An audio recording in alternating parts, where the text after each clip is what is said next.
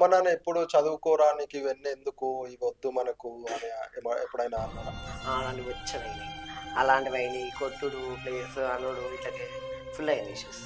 అంటే ఇప్పుడు third class నుంచే మీ పైకి అమ్మవారు రావడం అనేది అంటే జరిగిందా? నాకు అమ్మవారు థర్డ్ క్లాస్ నుంచి వచ్చేసింది. థర్డ్ 9 ఇయర్స్ క్లాస్ అబ్బాయి నుంచి వచ్చి అంటే చాలా బాధాకరమైన సన్నివేశాలు ఏమైనా జరిగినాయా? మూడయింది. అవునా? ఒక ఒక ఒక చిన్న సన్నివేశం చెప్పు.